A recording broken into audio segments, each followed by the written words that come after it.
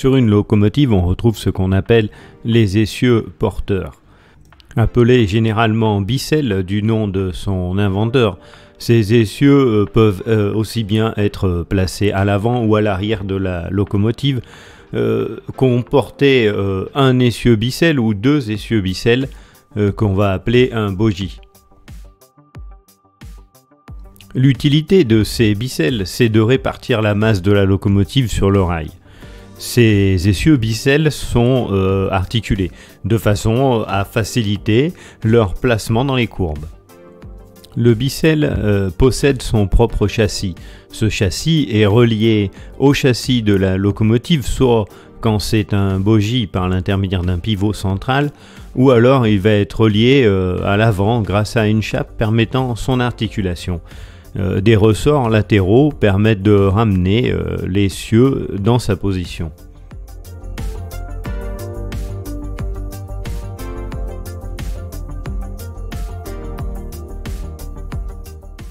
Notre locomotive a la particularité d'avoir un bogie bicelle à l'avant, indépendant avec sa propre suspension, et un bicelle à simple essieu à l'arrière.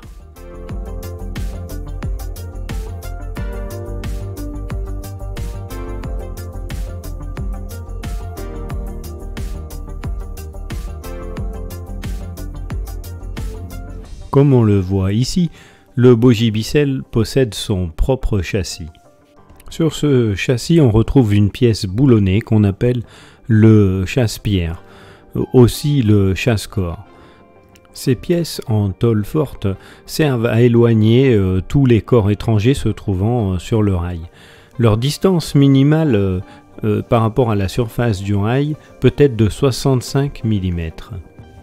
Comme les roues peuvent s'user et qu'également ces chasse-pierres peuvent s'abîmer, ils sont boulonnés au cadre de manière à pouvoir être réglés sur la hauteur ou éventuellement être remplacés.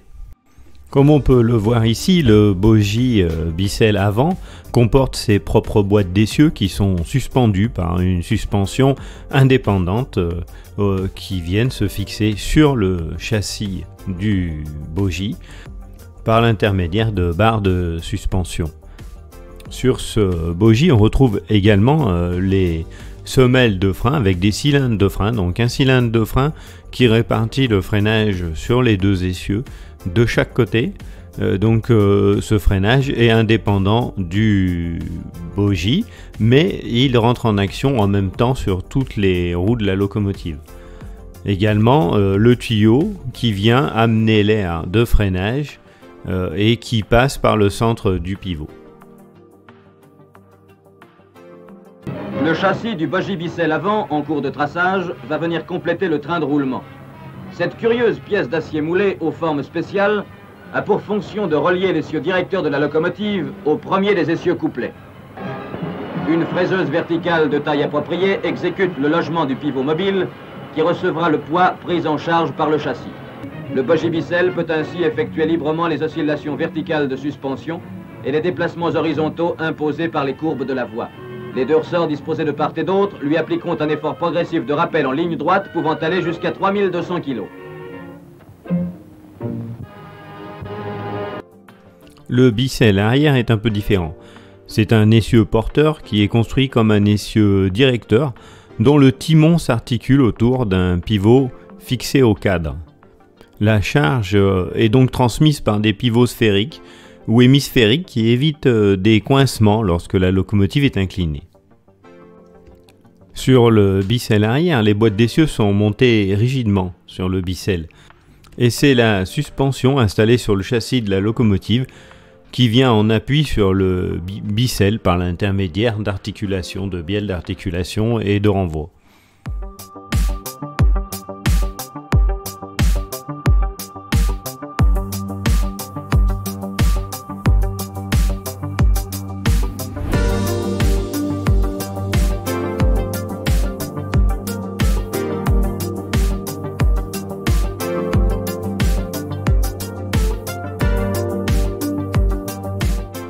Ici, le châssis de la locomotive est appelé le cadre. C'est le support de la chaudière et de la machine à vapeur. Il renferme les paliers d'essieu par lesquels toute la locomotive repose sur les organes de roulement et transmet l'effort de traction au véhicule attelé. Les cadres se composent de deux longerons, de cadres et de liaisons, appelées aussi entretoises. Deux des grandes tôles formeront les longerons du châssis. Des entretoisements provisoires maintiennent les deux longerons parallèles et verticaux. Ils seront remplacés par les entretoisements définitifs en acier moulé de forme plus complexe, mais d'une solidité à toute épreuve, qui sont en usinage sur les alaiseuses fraiseuses d'un atelier voisin. Les entretoises intermédiaires sont descendues entre les portées préparées des faces intérieures des longerons. Les codes d'usinage permettent de les monter sans retouche. Les cadres des locomotives peuvent être de trois conceptions différentes. Les châssis en tôle forte, ajourés ou non, le châssis en fonte et le châssis en barre. Ils peuvent être rivés, vissés ou soudés. À l'arrière du châssis, on retrouve ce que l'on appelle la paroi frontale du caisson d'accouplement. C'est cette partie qui va être liée au tendeur. Et à l'avant, c'est la traverse de tamponnement beaucoup plus solide, c'est celle qui va recevoir des tampons et un crochet d'attelage. Les trous dans le cadre ont pour objectif soit de permettre le passage ou la fixation de certains appareils et surtout d'alléger le cadre en conservant que les parties les plus importantes qui vont rigidifier cet ensemble et ainsi alléger cette pièce. Sur le cadre, la chaudière est reliée de manière fixe, ne permettant pas de déplacement, par le support de la boîte à fumer. C'est-à-dire au niveau de la boîte à fumer, on a une grosse pièce où la chaudière va être rivetée à ce niveau-là. Sur d'autres locomotives, on va trouver également ce que l'on appelle des piliers de boîte à fumer. Seulement voilà, comme la chaudière se dilate en raison de l'augmentation de la température, afin qu'elle puisse se dilater sans contrainte mécanique, elle n'est fixée au cadre qu'à une seule extrémité, donc du côté de la boîte à fumer. Le corps cylindrique et la boîte à feu, eux, ne sont pas reliés de manière rigide au cadre, c'est-à-dire que la chaudière, elle repose à cet endroit-là sur des supports de chaudière. Il y a donc deux types de supports pour la chaudière. Les supports inférieurs que l'on vient de voir, donc fixés à l'avant, au centre la chaudière peut coulisser ainsi librement, et les supports latéraux placés à l'arrière vers la boîte à feu.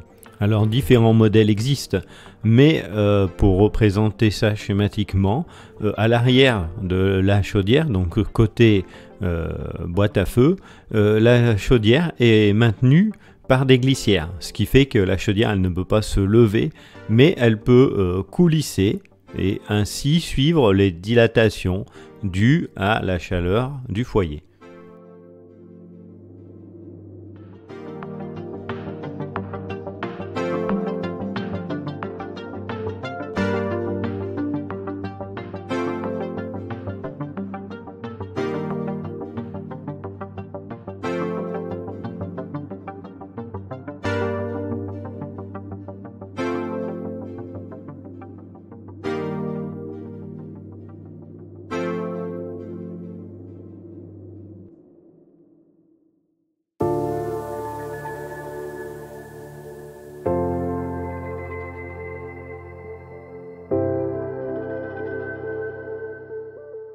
Sur les locomotives à vapeur, il n'y a qu'une seule suspension, la suspension primaire. Donc la suspension primaire, elle relie le cadre de la locomotive aux organes de roulement et sert à amortir les défauts de nivellement de la voie et maintenir la locomotive sur son axe. Les ressorts de suspension sont des ressorts à lame de plusieurs couches qui absorbent également une partie des forces par le frottement entre les différentes lames, et ils réduisent ainsi les mouvements. Pour maintenir une charge égale à l'essieu sur les locomotives à plusieurs essieux, des ressorts à suspension ne sont pas raccordés individuellement au cadre, mais ils sont reliés entre eux par des balanciers.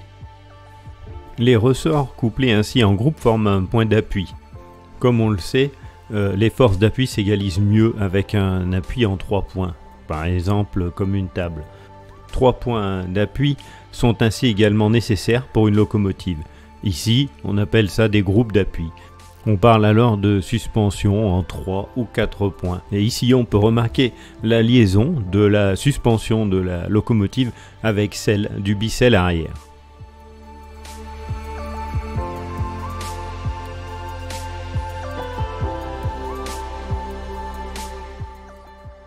Maintenant que notre locomotive fonctionne, elle va consommer du carburant. Elle a besoin de charbon ou de bois pour le feu et d'eau pour la vapeur. Quand le niveau d'eau baisse dans la chaudière, il va falloir amener de l'eau du tendeur jusque dans la chaudière qui est sous pression. Et c'est grâce à l'injecteur ou à la pompe à eau que l'on va réussir à combattre cette pression pour alimenter notre chaudière.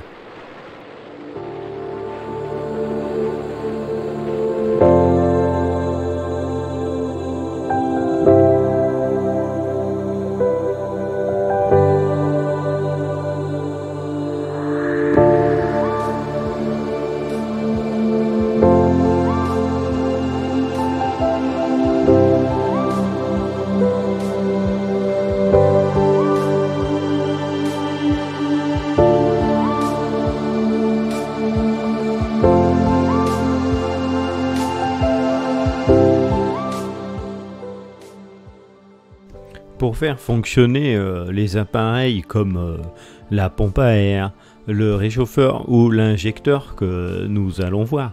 Les locomotives étaient équipées de ce que l'on appelle une prise de vapeur vive.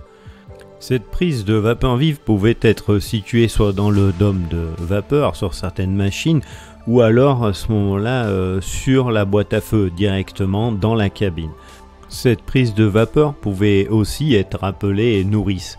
Ainsi, on pouvait admettre directement toute la pression de la vapeur de la locomotive aux appareils qui demandaient beaucoup de puissance.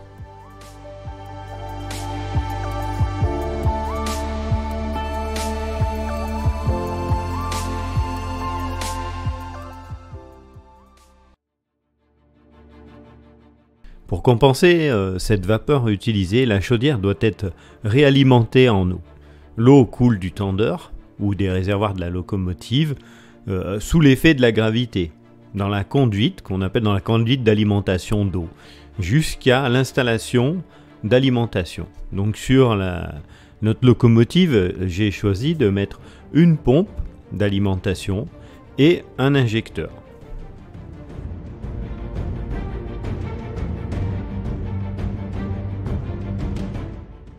Pour reprendre les propos de Michel Copeau, au cours de l'histoire de la locomotive à vapeur, l'alimentation des chaudières a connu plusieurs types d'alimentation.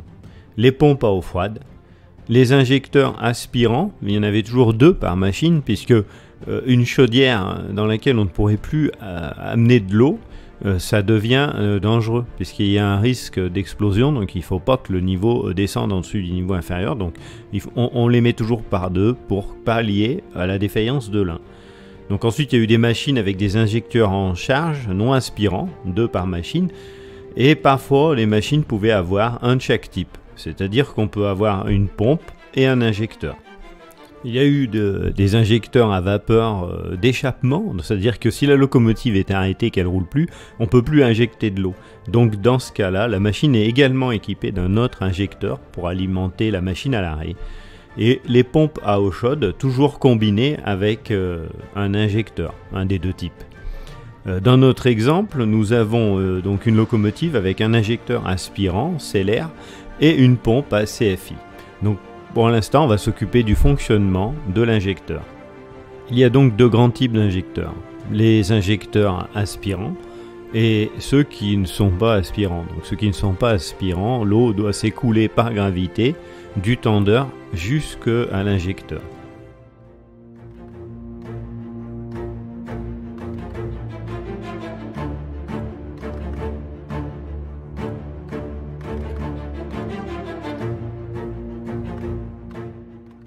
Alors qu'ici, nous allons nous occuper de l'injecteur aspirant.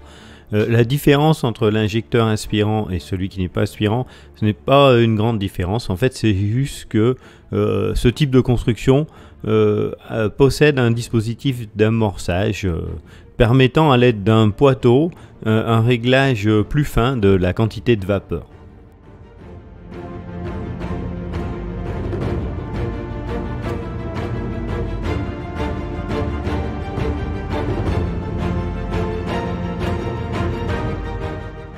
Donc l'injecteur est ainsi fait que nous avons une arrivée de vapeur par un tuyau supérieur qui tonne dans ce qu'on appelle la chambre à eau. Donc c'est l'arrivée d'eau, c'est par là qu'arrive l'eau en fait, avec un robinet qui sert de régulateur du débit d'eau. Ensuite on a un pointeau qui traverse toute cette partie jusqu'à la chambre de mélange. Sous la chambre de mélange on a un trop-plein. Et ensuite, la conduite d'alimentation sous pression qui va vers la chaudière, avec dessous un robinet de purge.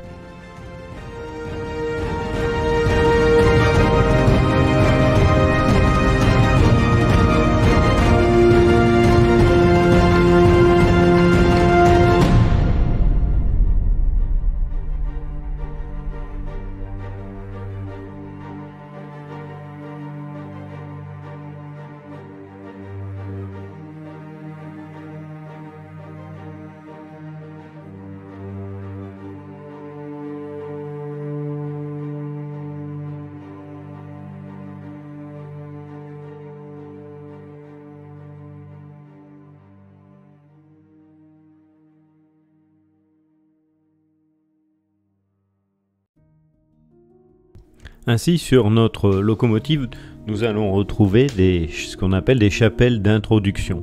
Donc ce sont en fait à un endroit, on va dire, une partie faible, puisqu'on va être obligé de faire un trou à l'intérieur de la chaudière pour faire passer un tuyau et amener l'eau d'alimentation.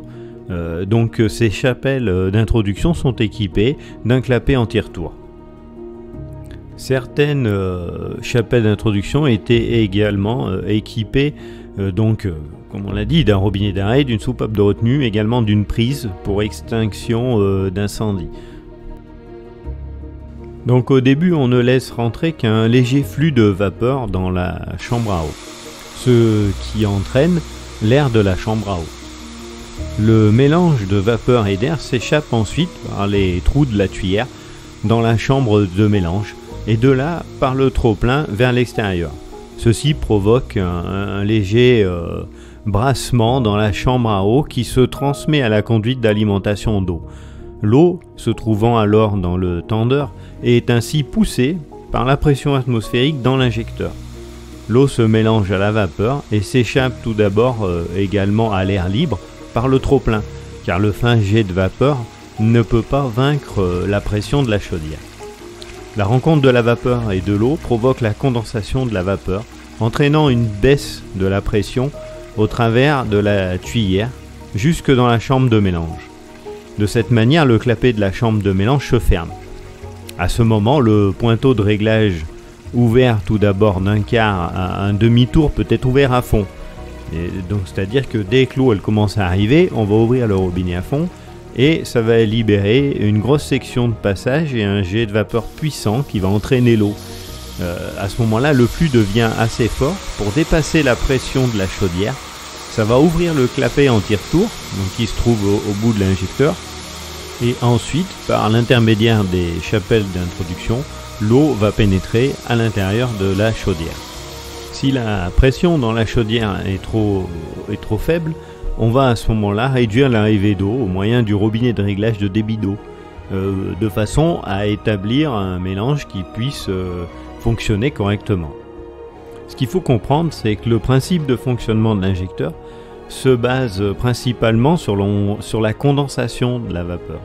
C'est-à-dire qu'il est impossible avec un injecteur d'aspirer de l'eau chaude. Donc dès que les températures de l'eau elles dépassent 30 degrés, on va avoir des difficultés.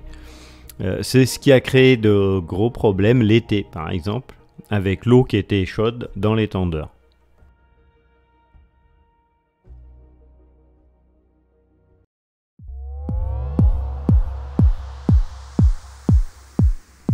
En plus de l'injecteur que nous venons de voir, notre locomotive est équipée d'une pompe qui permet d'alimenter la machine en eau.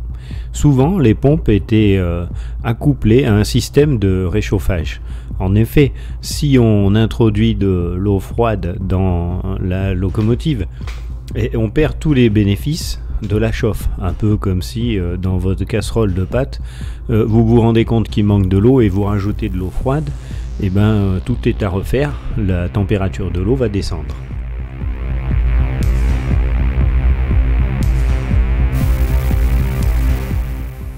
Ces ensembles de pompes peuvent différer dans leur système.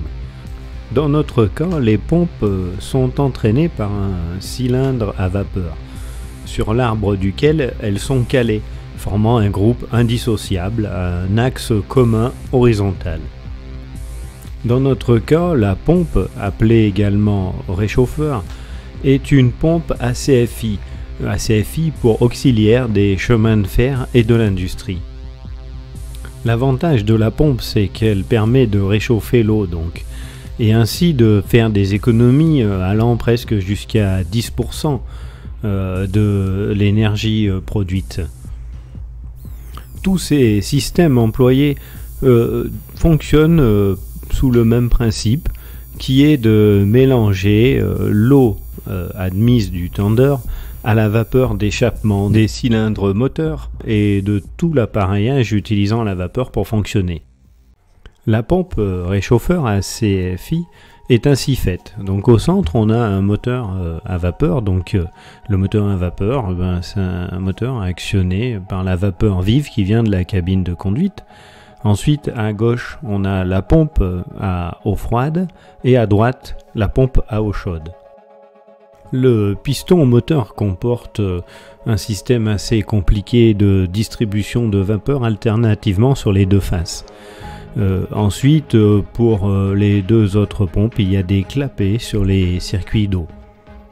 La pompe va donc fonctionner alternativement dans un mouvement de va-et-vient de droite à gauche et ainsi aspirer l'eau d'un côté et de l'autre et la renvoyer soit à l'intérieur de la chaudière, soit en toiture. En toiture, on retrouve deux gros corps cylindriques horizontaux et très caractéristiques de ce type de pompe. Ils sont situés de part et d'autre de la cheminée et ils communiquent entre eux par un tuyau de forte section.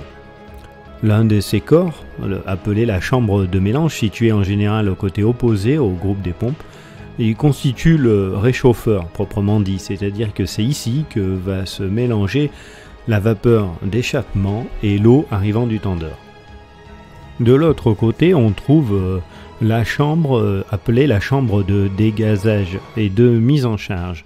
Cette partie du cylindre constitue la réserve d'eau réchauffée qui sera reprise par la pompe à eau pour être réinjectée par l'intermédiaire des chapelles d'introduction dans le corps cylindrique de la chaudière.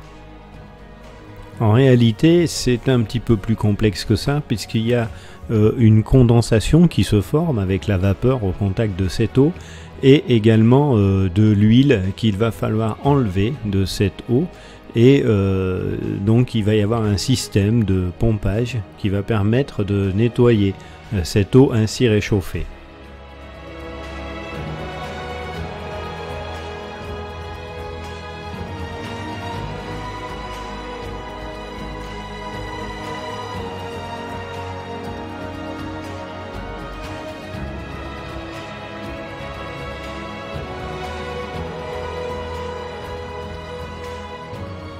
Plaçons-nous maintenant donc dans l'abri devant le pupitre de conduite. Donc on va retrouver des robinets qui vont nous permettre d'alimenter directement en vapeur vive nos appareils. Donc on a vu, on a un robinet en haut à droite à côté du chauffeur qui va permettre d'alimenter l'injecteur. Face au mécanicien, on a ici un robinet, donc le mécanicien va ouvrir ce robinet et ça va envoyer de la vapeur vive, donc sous pression, sous très grosse pression, donc directement par le tuyau rouge un peu foncé que j'ai représenté ici jusqu'à l'arrivée de la pompe. Donc la pompe va se mettre en route évidemment. Et l'échappement de la pompe va se faire par le tuyau gris. Donc ce tuyau gris, qui est l'échappement de la pompe, va remonter jusqu'en toiture et venir à l'intérieur du réchauffeur de manière à récupérer encore ses calories.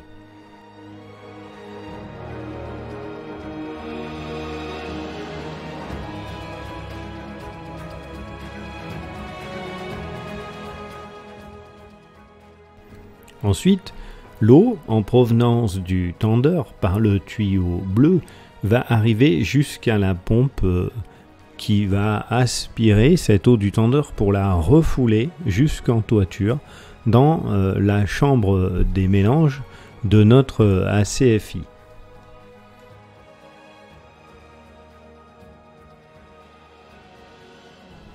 Dans la chambre des mélanges, on a un gros tuyau en provenance de l'échappement des cylindres moteurs, mais également des appareillages, comme nous verrons plus tard la pompe à air, mais également de la pompe justement d'alimentation d'eau.